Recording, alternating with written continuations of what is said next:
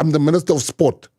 And as sport, the supporters, which I'm part of, wants to see their stars. Now the stars are still struggling with taxi money to get there, transport money. While they are now sipping champagne on the plane, I can't do that. I don't regret my decision. I stand by my decision. And I'm glad to see somebody paid for Mama Joy to be there. They showing us she's in love and she's got has met a man there. Well, it's Papa Joy. It's almost a direct way of saying to you that, you know, I can be there without. She should have done that a long time ago. Yeah. What type of a man is there that can't pay for his woman? Now we must pay for their love. We are not all you need is love. We are the sports department. If I want... Yeah, very quickly on this one. It's one that obviously grabbed the headlines. Mama Joy has become part and parcel of the furniture of sport, be it cricket, football, be it rugby, be it athletics, be it anything. She's there, Botha's there. They are the face of supporters. That's why they call themselves the Superfans. And you've come in and immediately you said, this is not going to happen. You're going to cut the funding. They're not going to travel with the money that is there within the ministry. Is that an informed decision? Do you stick by that and why? Yeah, it's an informed decision. I'll tell you why. Number one, South Africans are all superfans. The majority of us are superfans. We love sport. We use our last money to go watch Kaizer Chiefs and Pirates play. People will use their last money to go and watch the derby. That's a sign of a superfan. Right. Now, how do I, as the Minister of Sport, explain the fact that the hockey team must sell worth rolls to get to the Olympics? How do I explain as a sports minister that some athletes are struggling with, the Paralympic athletes are struggling with money, with transport to get them to go train? How do I explain the fact that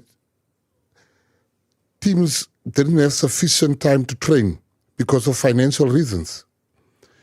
And I pay business class seats, 5-star hotels, for Mama Joy and for Botha and for the superfans. What people must also understand, there's a panel of superfans, a panel to choose from. But that panel has only been choosing the same people. That on its own is already for me corruption. Because why you have a panel if you're only going to choose the same people? But who's in the panel? Other superfans. So superfans choosing other superfans? No.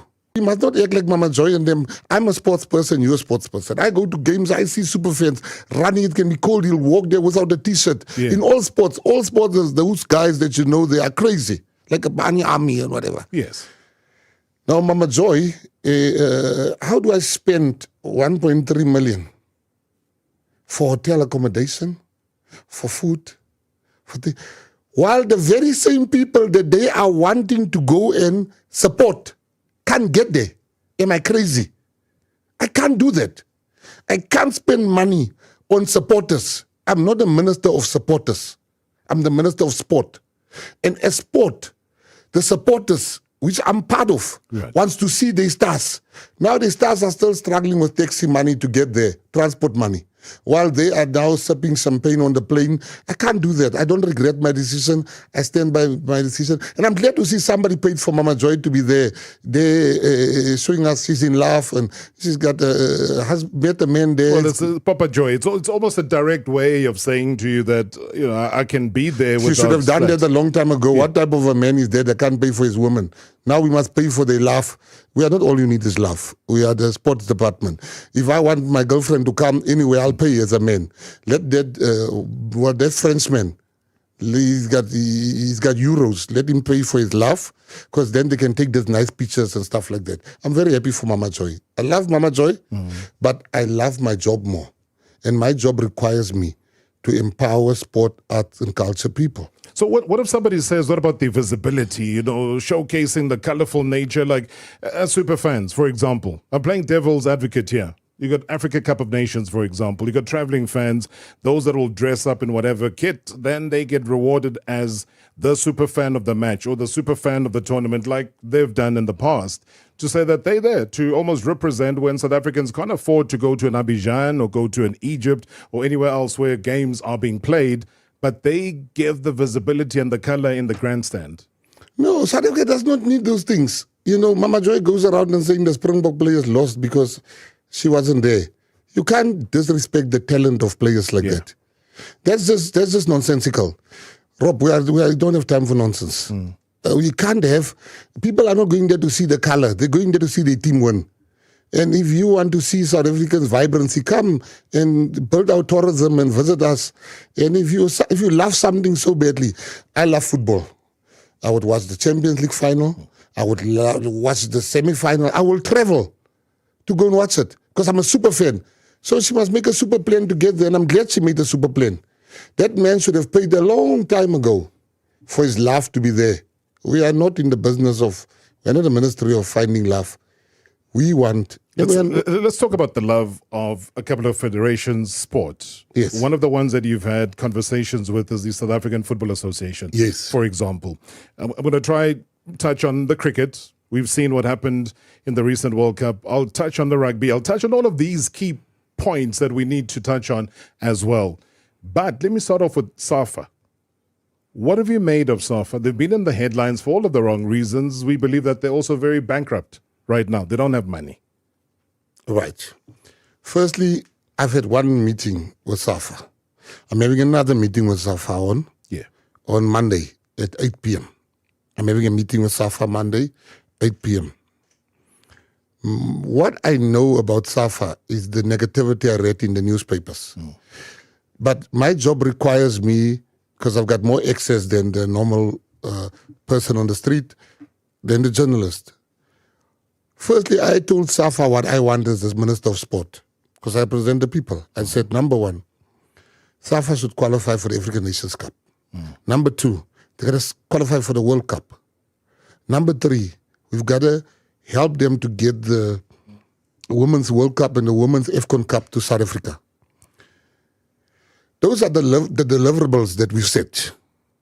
Our meeting Monday will now, because this was an introductory meeting. Right. We met the people. We met the whole SAFA team. I think there was like 20 of them. We met everybody from the different provinces. Now we're going to meet with them on a much deeper level. We want to understand, what did the Hawks do at your office? Because to protect so I don't want to jump the gun. But I'm saying to you, the first meeting, we were very clear with SAFA what we want from them. And I must tell you, Danny Jordan, all the questions we asked him then, and our demands, he didn't argue and say, no, that's not possible, we're not going to be able to do that. And you judge a man by what you ask him to do.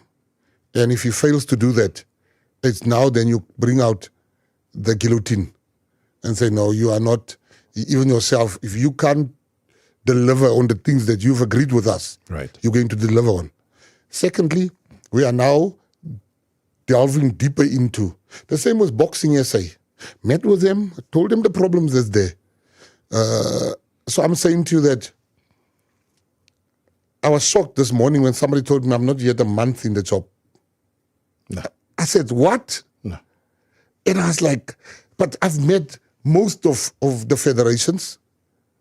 I was making a joke the other day. I said to my son, I said, I was one of the people that said ministers get paid too much money. If you see the workload here, I must withdraw those who... You still believe ministers get paid a lot of money? No, I don't believe it. These people work. I can promise you that. What do you get paid? Well, I think ministers get, before deductions, around 200,000 a month. This is before deductions. It's end of the month. It's the 1st of August. Something should have rang on your SMSs there. Well, you get two types of people, Robert. You get those people that sit and wait for the salary to come in. Yeah.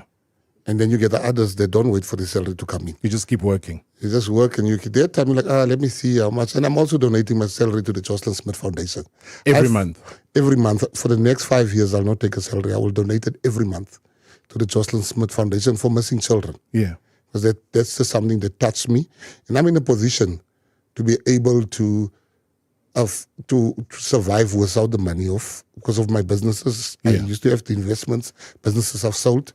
So that's what I'm doing with my salary. But the people that do get a salary, I must tell you, as a minister, the workload is really a lot.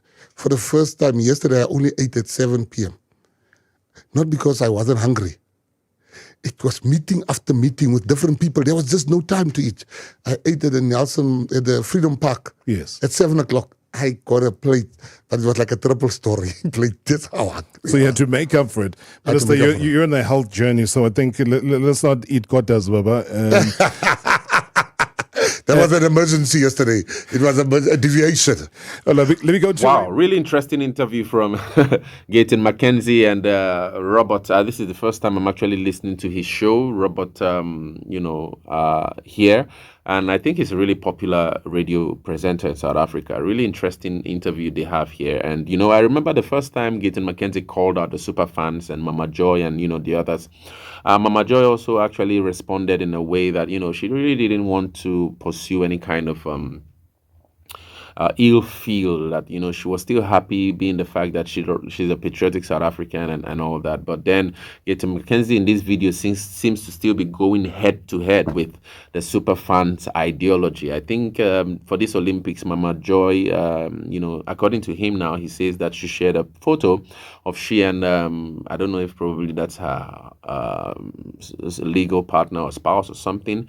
But anyway, he's arguing that the whole thing with funding these funds from the purse, this is a colloquial way of describing the budget of the government. So now from the purse of the government to sponsor individuals to support South Africa. Meanwhile, the athletes are unable to get enough of this financial support actually is wrong. And from his perspective, he actually wants to change and really change all of that. There's also this really interesting phenomenon he spoke about, how many ministries actually return money back to the government. So in other words, there's an excess of funds that actually haven't been used in the tasks of the ministries in South Africa. And as failing as South Africa is as a state, with a lot of work that needs to be done, especially from your comments I read here on this channel, I really do not understand how ministries then return finances. So it speaks to me, this is the way I interpret it. It speaks to me of the fact that there might be a lack of vision for such ministries to really want to probably return some of the funds, that actually stem from the budget back, or probably this could actually be a sort of like a cliche to actually allow for different forms of corruption to sneak into the ministries in the name of returning finances back to the government. Because if you take sport, for example, if you listen carefully to Gayton McKenzie's description of the problems with sports in South Africa, you see that there's so much to do, and the budget alone is even insufficient to achieve all that he has in mind to achieve for sports. So I can imagine what would be going on for the likes of correctional services, for example, where there's a clear lack of employees in correctional services. There's a clear lack of, space, proper sanitation and all that in correctional services. Take agriculture, for example. There's still lots of problems in the agricultural sector in South Africa. Take, different sectors. So even the unemployment in terms of, issues that arise from education, Ministry of Education, for example. It's very, very, for me, really difficult to understand how such a ministry or the ministries in South Africa might want to return budget. I think there should be much more debate on robust, sustainable visions, for these ministries, engage more professionals, really stretch the limit of what's possible by this ministry so that they can address the problems that has actually bedeviled South Africa's society in multiple facets.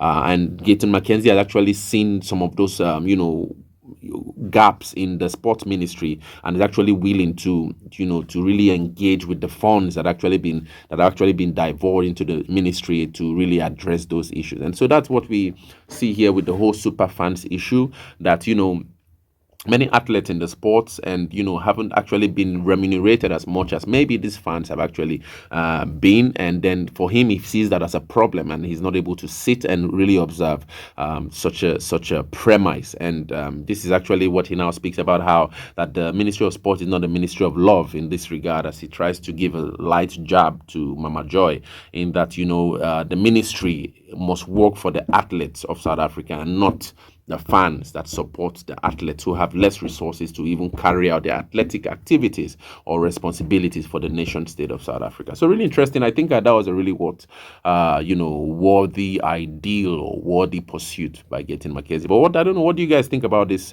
speech? I think it was a really interesting interview. Share your thoughts in the comments.